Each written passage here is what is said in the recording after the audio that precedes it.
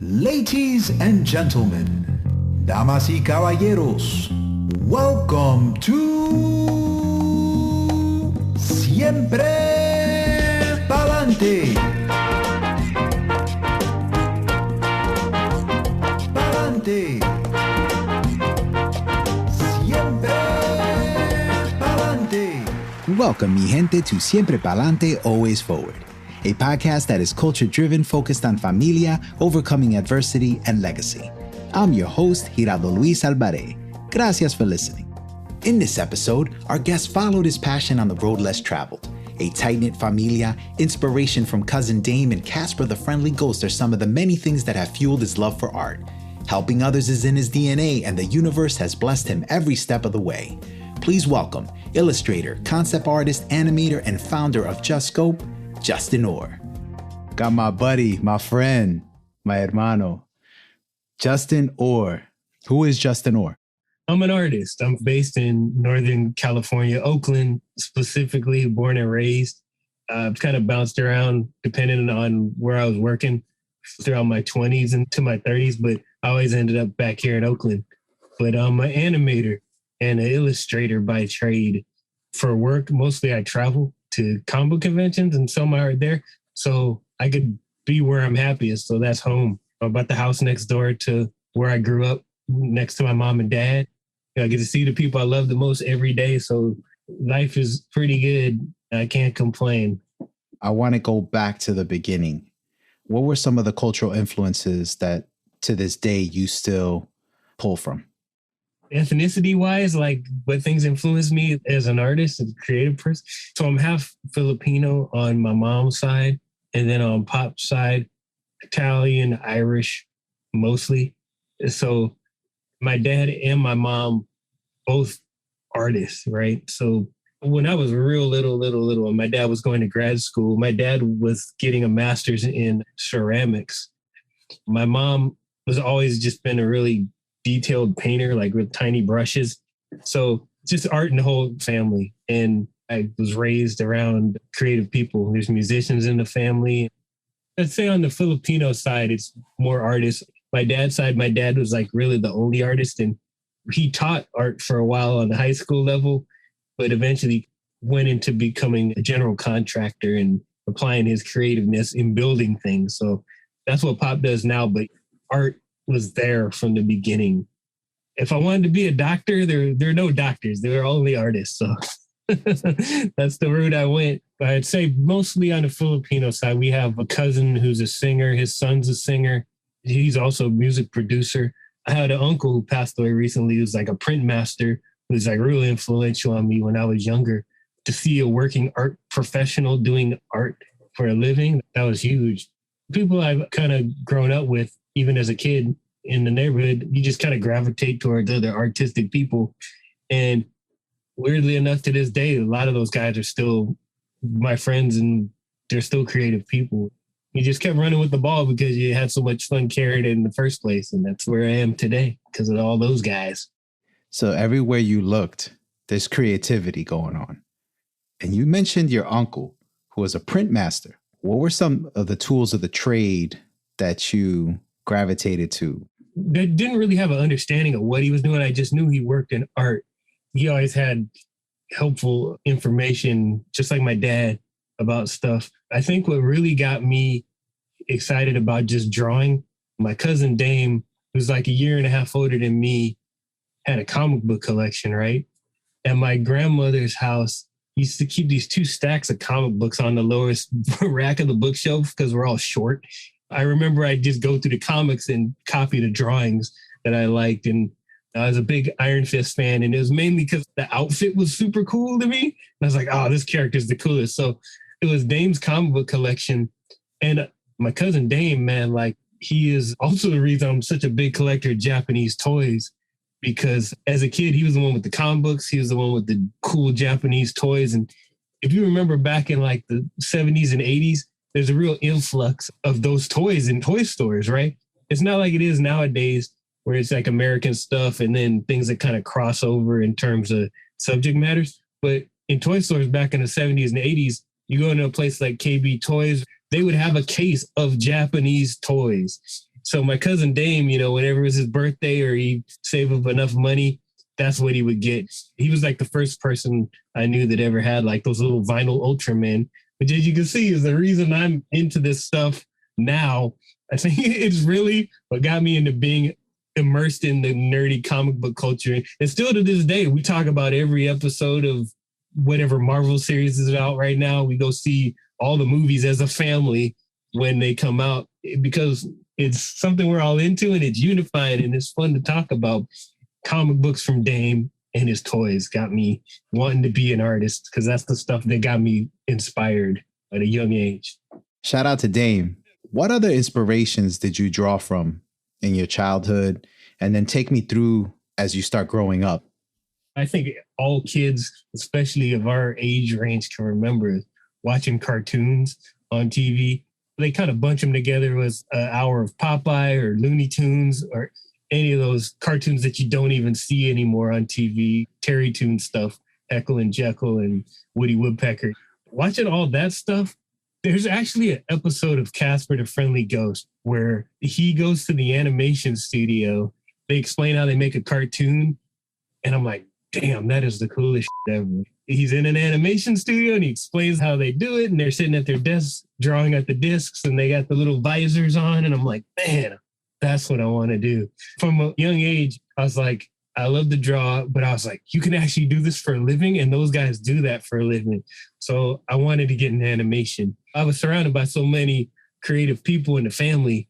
And they're like, definitely, that's what you should do then. So from an early age, I knew I was going to be a guy who draws for a living. There's no plan B. But in this end of Northern California, all there really was, there were companies that did commercial animation. That's where I cut my teeth. And that's where I met a lot of art professionals coming out of college that helped me become a professional artist. What was your go-to cartoon? Adults, a lot of times, take for granted that kids have good taste. One of the things that really stuck with me throughout the years, and I remember it was only on for a short amount of time, but it really resonated with me stylistically and the theme song. There was this cartoon called The Mighty Heroes. Mighty Heroes was a cartoon that had this group of superheroes. It was kind of wacky in a Looney Tunes kind of way, but it was like Rope Man, Strong Man, Diaper Man, Tornado Man. So it was this crew of characters, like 4 or 5 superheroes, and they'd fight a villain every week. But it had this great intro with this flag flapping behind it. And it was a Ralph Bakshi cartoon.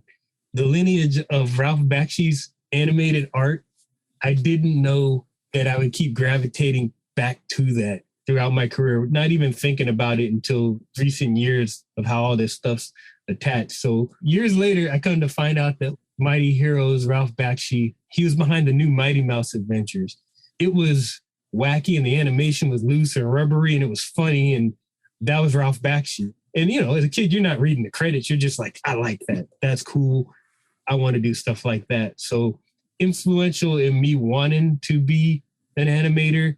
And I like that they did it the old school way and they had a style that was uniquely theirs and not the cookie cutter formulaic thing that was prevalent on TV at the time. So that stuff was big to me. And when I was in my 20s and I was totally garbage at drawing, I thought I was good, but I wasn't studio quality good. I remember going to LA to visit a friend and I went to Spumco where they make Ren and Stimpy. And I walked in the office with my portfolio just to see if I could get work. And they rejected me. But it was cool. I got to say I was in that building before Spumco went out of business. John Kay turned out to be a very bad human being later. But the art that those guys created was just like, man, nothing like it. It made me want to draw and learn to animate. The humble beginnings of Jusscope are rooted in a family full of creatives. Early influences from Cousin Dame, Casper, Iron Fist, and Japanese toys shaped him as a young artist. The Mighty Heroes, Spumco, and Mighty Mouse added more inspiration. Justin kept building his portfolio while learning everything he could. The journey continues with San Francisco State and their animation program. A CalArts rejection leads to an opportunity with San Jose State. Imagination meets the fundamentals, which paved the way to the success he has today. And right before I was about to graduate from SF State, my uncle gave me this article about the animation program at San Francisco State.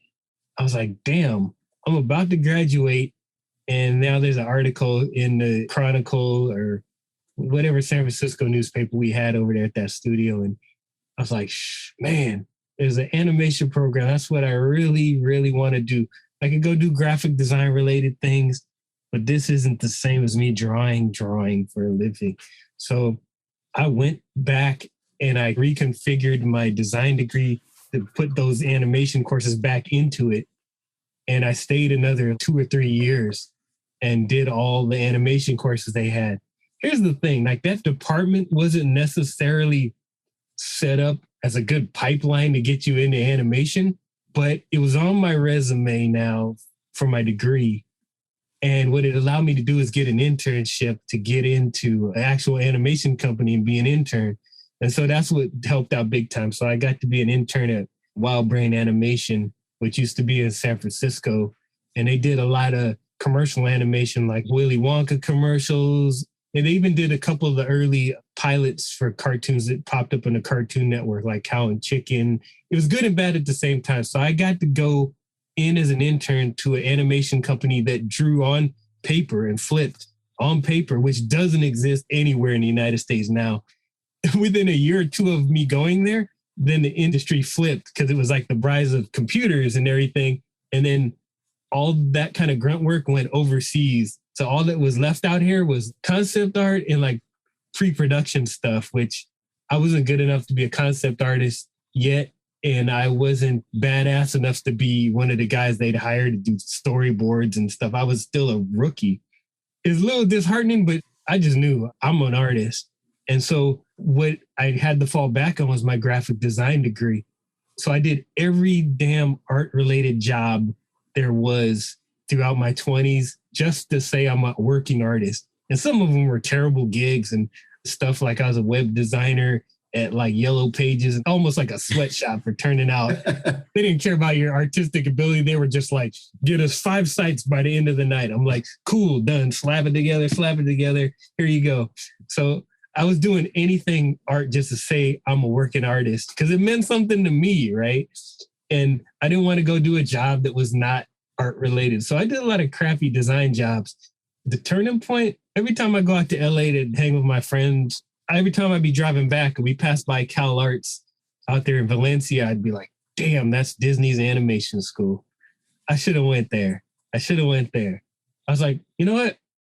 I'm going to go there. I'm going to apply and I'm going to go to Cal Arts. Here's the thing. Cal Arts is the Disney School of Animation, but you will owe them a house in terms of tuition by the time you get out. So what kind of happened was dumb luck. These things fall into place in a weird way. I told Pop, I was like, man, I want to go there and become a Disney animator, right? So he's like, well, it's going to cost this much, but we'll do this and we'll get a loan and do this thing and whatever. And it was like a real strenuous thing, but Pop was like, we're going to do it. So I got all my paperwork in there. I actually went to the school and talked to teachers and they liked what I was doing. And they're like, yeah, with some polishing, you could be really good. Being out here in the Bay Area, I also went and checked out local schools. You know, I went to San Jose State, checked them out. This place in Emeryville is called Expression Center for New Media. And they had like the most state-of-the-art setup I'd ever seen. It was like if Dr. Dre's studio was a freaking school for artists. It was like, wow, this place is way too fancy. I don't know how we'd afford this either. So what happened was, in order for me to apply and get into Cal Arts, I had to have an official transcript from San Francisco State and give it to them. So I got the official transcript and not knowing that once you open the envelope, it's not official anymore. I opened up the transcript and I put it in the envelope to them and mailed it off. So I get a letter from Cal Arts and they rejected me because my transcript wasn't official. And I was bummed, like this is what I wanted to do. So I took a second trip back to San Jose State. After talking to those guys and seeing the work that those grad students were doing, I knew like, man, this place turns out professional artists. And in order for me to make the jump from being a guy who's like trained in traditional animation, which doesn't exist in the United States anymore, like on paper like that, in order to be a concept artist, I got to be a real well-rounded artist. You got to be rebuilt from the ground up because I could draw, but my anatomy was trashed. My perspective was trash. My understanding of painting was zero. Like, so I didn't know anything. about the basics. So I went to San Jose State, and it was the best decision like I ever made as an artist to get my fundamentals straight. I was there for about 3 years, and since I didn't need a degree, I already had one from San Francisco. I just took all the courses I needed, painting and figure drawing and perspective. I got proficient enough in all of those that I was able to look at the art that used to blow my mind, and I had no understanding of how a guy could do a layout like that. And now I could deconstruct it because I understood exactly how they did it now. And that was like the Matrix for me, man. At one point, my friend Claudia took me to LucasArts to see a friend of hers, and he showed me all the concept art they were doing there. I was mystified. I was like, how the hell can they come up with designs like this and layouts this complex?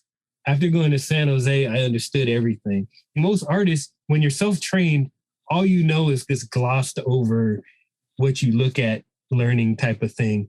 It's rare that any person who is into drawing just starts from the bottom and goes, okay, I'm going to go through this drawing book and I'm going to go draw all the little cylinders and spheres and all that stuff and do the shading the way they tell me.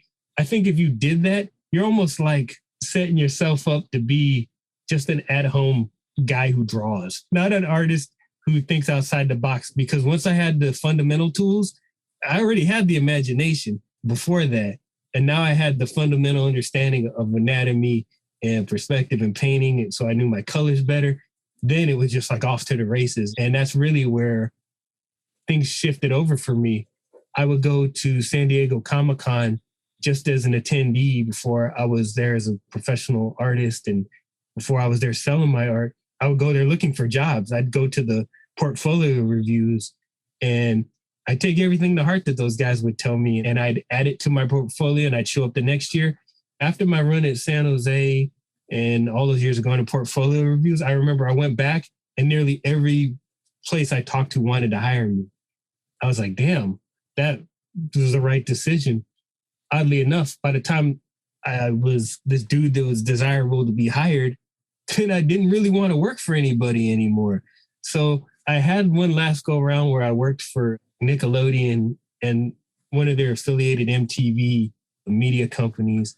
When they were winding down the SF branch where they had that Nickelodeon studio, I was kind of getting burned out on the studio scene. And I knew that even though I've gotten this solid with my drawing and my skills at this point, I didn't want to go back to studios. I didn't want to go move to Southern California. I like it in the Bay Area. So I had always been a fan of comic book conventions, and that's where I decided to spend the next year. So I said, you know what if I do a year of these shows and decompress and sell my own art and see how it goes? And it actually went better than I expected, even though I had chosen a lot of bad shows to do. Like I didn't know which shows were the good ones to do. It worked out well enough where I was like, man, if some fine tuning, I could do this again next year. And I did, and it went really well. And I haven't looked back since. So my art has gotten better because I haven't been working for companies with style guides telling me what and how to draw. And what's been weird about that is now when I'm at these conventions, especially in places in California or when I'm in New York, where there's a lot of media companies, they want to hire me because my stuff looks different. But I don't think I would have ever gotten there if I had jumped from one studio to the next studio to the next studio. It kind of would never have happened if I didn't work on stuff by myself for this long period of time, you know. And now, a word from our host, Giraldo Luis. Did you know, sabías que, cancer affects 1 in 3 people in the United States? Chances are that you or someone you know has been affected by cancer. It's never too early to learn how to prevent it. Here's how.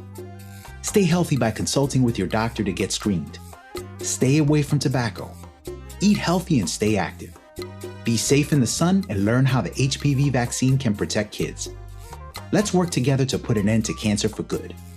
For more information and resources, visit the American Cancer Society at cancer.org. Ya tú sabes, now back to the show. When you're young and you kind of want to do these things, it's like a momentum thing. So I could have waited around for another year to pass it and reapply to CalArts, but I was like, no, in the fall, I'm going to a place to get my drawing skills better. And San Jose State was like, hey, man, come on in. You look like you know what you're doing. You got a history. Just do it. So I was like, I'm going there. Best decision I ever made. Kudos to those dudes and their program they run there. And to this day, especially if I run into any young artists in California who are talking about going to Academy of Art or Art Institute, I'm like, save your money, go where they'll give you fundamentals, because computer programs you can get anywhere. You can get those at a community college these days. They'll teach you 3D stuff or After Effects or any of those kind of things. But you have the fundamentals, you can do anything. And your understanding of those programs, it'll come to you much easier, and you don't have to pay, like I said, a house note when you're done. When I was out of San Jose State, I was good. I had enough money to pay for each semester. It worked out perfectly. It's like I have somebody looking down, making sure I make the right, wrong decisions for the right reasons. One of the things that I think is probably most overlooked in all of this, if you want to be a professional artist, is perseverance, man. Because I've met some super talented kids, and creative people in general are like very sensitive people. So sometimes it doesn't really go hand in hand to take a lot of rejection or to have somebody say, oh, that's not right, do it again, that's wrong. So I've seen it where super talented young artists can't take the criticism, they get beat back into a corner by it, and they never emerge again, right? So for me, I was like, I got thick-skinned about taking constructive criticism. I was able to listen and take it when it was applicable. I was like, yeah, I do need to work on this. Yeah, I see that hole in my game. I got to patch that up. So I think perseverance, man. Like if it's something you want to do, keep moving towards it, but also be self-critical to the point where you know what? My jumper sucks. I got to really work on my jumper. It's like, yeah, I can do this, and pass the ball, but my 3-point shot sucks. I better spend time on that, because really you're your own worst critic, but you also know, I mean, if you're honest with yourself, what you need to work on. So for me, asking guys who are willing to answer those questions, especially from the animation studio days and guys I met along the way who knew more than I did, that was invaluable too. You got to ask questions and be persistent with it and be honest about your holes in your game and how to fix them. And then you could do it. It's weird because it's not like rocket surgery, they say, right? It seems pretty damn straightforward, but you don't want to be like, oh man, I wish I had only done this, or I wish I had tried that. If only I gave it another shot. Like I said, I was doing any art job just to say I was an artist, even if it wasn't a job I liked or was really inspired to do. It's because, man, this is what I'm gonna do, and I need it in my life. Without it, I'm gonna be a sad, boring dude, man. I don't want to be a sad, boring guy. I kind of want to enjoy life and the stuff that I do, the people I do it with. Perseverance is so key. It helped me kind of keep going. And then when it got to the point where I could have got the jobs I wanted in my 20s, I didn't want them anymore. I wanted something else. I wanted to work for myself in my own studio all the time, and that's where I landed. In addition to all these things, what has this journey taught you? It's one of those things where when you look back on it, especially like as a young artist, when you finally get your foot in the door of a place, you remember the people who helped you. Every time I got in somewhere, it's like one guy, two guys. You would think everybody'd be hella helpful, but you get a lot of grouchy people who are like, don't even want to say good morning when you pass them in the hallways. That was really my experience when I got into Wild Brain as an intern. Man, the amount of unfriendly ass faces I see in the morning, directors and stuff, like you say good morning, they wouldn't even say good morning to you. Like I got around that. The thing that mattered most was there was one dude. I was making photocopies because apparently that was like my number one task when I was an intern. I remember this one guy who on his lunch break would always come in there. He's like, oh, so you're an intern, you're an artist, right? And I was like, yep. And he goes, what kind of art do you do? And he just asked me, and I said, well, he's like, do you have your portfolio? And I was like, yeah. He said, bring it by whenever you get a chance. I'm Victor. I sit over there. My buddy, Victor Gascon, he was an animator at Wild Brain. He just was interested in me being an artist and wanted to see what I was doing.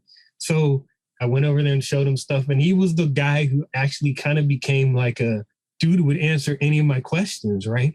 He didn't have to do that.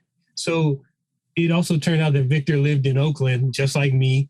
Sometimes on those days, I would be, on my way out I'd give him a ride home. He'd answer every question I had. Before you know it, anytime I need a recommendation about like, how do I draw this? Or how do you draw this cityscape? He'd say, well, you check out this book I have. And he'd photocopy the book and he'd send me a page. Look at this. That was invaluable. So when I think about Victor and then their animation director, Roger Dondas, who's just like a freak of nature machine, right? That guy, on the weekends, he'd have little projects going and he'd just invite whoever wanted to come in to help out with his projects, and he'd teach us stuff, right? So Roger, on those weekends, I'd go in there, just learn how to animate like a guy works in a studio. But those dudes didn't have to take that time, and they did. So to this day, there's a ton of artists who, if they ask me a question, I'll answer the out of it. Like, I want you to know what I know, so you have to stumble over the shit I did on the way to where I am now doing this. And it's one of those things where you're paying it forward the same way the guys that helped you when you started, even for doing conventions, right? A dude that a lot of guys would ask questions to, and he would always answer them, is Sean Galloway. Cheeks is like a dude that, to me, honestly, he doesn't get enough props for being the guy that ushered in animated design being on the convention scene. People could point to this guy and that guy for being a dude. I'm like, it was Sean. Cheeks, when he showed up on the scene with his very simplified animated design style, it was simple and elegant and it's beautiful. It was so cool that comic books started having art that looked like that. And he even did some comic book art that looked like that. But he was kind of this animation designer. But what made Sean super cool was that he'd answer every damn question you had. I know part of the time he wouldn't remember who you were, but he'd shine it on like he remembered you. And if you told him something that you accomplished, he'd be like, that's really good, man. You did it. So I know he does that for a lot of people, because even at times I find myself doing that where people are like, you inspired me to do this. You remember me? And I'm like, I totally remember you. In saying that, I remember how Sean answered all my questions. It was very nice. And then over time, he actually got to know me, right? You remember those dudes, man, because they didn't have to help you or be enthusiastic about your enthusiasm, and they were. And that's a big thing. So I always try and pay it forward and answer questions. Even other guys at the convention scene are friends of mine who are artists. If they want to know how to do this, I tell them everything I know. I got guys who text me stuff still like, hey, when do I sign up for that show? I'm like, well, you got to be online at this time, or hit this guy up, email him and ask him, because he could hook you up. So it's that stuff. Plus, you know, you don't want to create a bunch of enemies on the road. You want to see people you're happy to see. And a lot of those people happy to see you, it makes your job that much more fun. So running into dudes who you've helped, it just makes for a better overall atmosphere when you're at your conventions. The one thing with this perseverance, persistence, constructive feedback, how did this mantra help you pull through 2020? In 2020 with the pandemic, it once again goes back to what kind of artistic drive do you have, right?